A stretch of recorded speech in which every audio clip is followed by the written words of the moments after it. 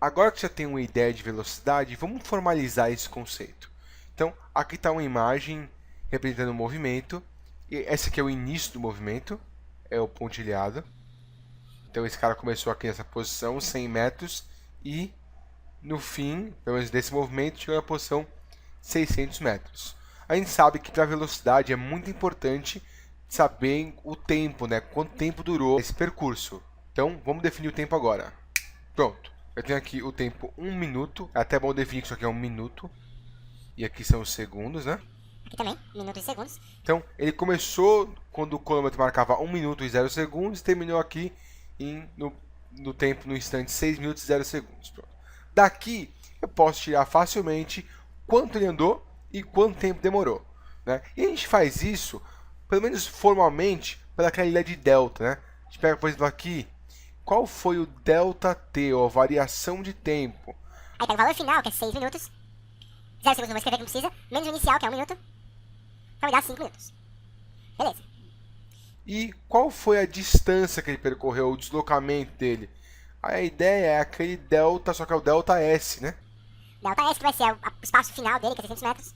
Menos o inicial. Sempre final menos inicial. Isso vai dar 500 metros.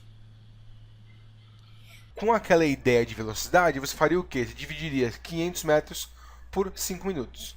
Então, vamos formalizar isso legal. A ideia vai ser o seguinte, ou a forma vai ser o seguinte. A velocidade, ela vai ser o ΔS, que é uma distância, ou pelo menos parecido com isso, uma distância, por um tempo, que é ΔT, pelo menos da maneira mais formal, que é uma variação de instantes de tempo. Isso é o tempo de duração do movimento. E a variação do espaço é a distância que ele percorreu. Então, essa é a ideia básica. Eu só queria botar duas coisas nessa fórmula, para ela ficar perfeita, que é ΔS total e ΔT total. Ou seja, para achar a velocidade, eu tenho que pegar toda a distância e todo o tempo. E eu vou definir essa velocidade como velocidade média. Então, vamos para os motivos. Por que velocidade média? E como assim total? Não é meio óbvio que eu vou pegar o total? Quem vai ser a pessoa que vai parar aqui no meio e vai, não, eu só vou calcular até a metade? Claro que você vai fazer o total. Mas por que eu estou escrevendo isso? Bom, primeiro com média. Por que eu estou falando que a velocidade tem que ser definida como velocidade média? Porque se eu fizesse aqui essa divisão, eu faria o seguinte. Eu faria velocidade média seria igual a delta S, no caso que é 500 metros, pelo tempo que demorou, que é 5 minutos. Manter as unidades, eu vou dividir 500 por 5, vai dar 100, e fica metros por minuto. Tudo bem, você pergunta, mas por que média? Aí eu digo, você sabe se ele percorreu exatamente, tipo, a cada minuto, perfeitamente 100 metros? Não. Ele fez isso aqui em 1 minuto, isso aqui em 1 minuto, isso aqui em 1 minuto. Ou será que ele pode ter ido mais rápido no começo, depois mais devagar, ou indo mais devagar no começo, depois mais rápido, ou ter parado no meio do caminho? Eu não sei muito bem como foi o movimento. O que eu sei é que no final ele percorreu 500 metros em 5 minutos. Então, isso aqui é uma média mesmo, esses 100 metros por minuto. Eu não sei se ele foi mais rápido ou mais devagar. É meio que uma média. E o total entra em alguns exemplos que você pode pensar em não usar o valor total. Vou mostrar aqui para você. Olha esse exemplo aqui. Eu tenho um carro que começou aqui no ponto zero. Esse aqui seria o início do movimento. No ponto zero, 0 quilômetros, às 10 horas. Aqui eu vou definir, né? Horas, minutos e segundos. Então, às 10 da manhã e 30 minutos, 10 e meia. Aí ele parou um tempo aqui, ó. Ele chegou aqui no ponto 300 km às 13 e meia ou 1 e meia da tarde e ficou parado nesse ponto até às 4 da tarde ou 16 horas. Então, daqui já teve uma pausa aqui de 2 horas e meia. 13 e meia para 16. E depois ele voltou e terminou o movimento dele às 8 e meia da noite.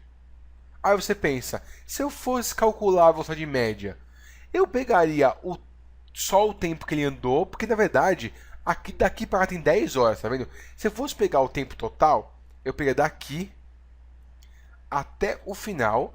E daria, bom, o delta seria final, 20 horas e 30 minutos, menos o inicial, 10 horas e 30 minutos.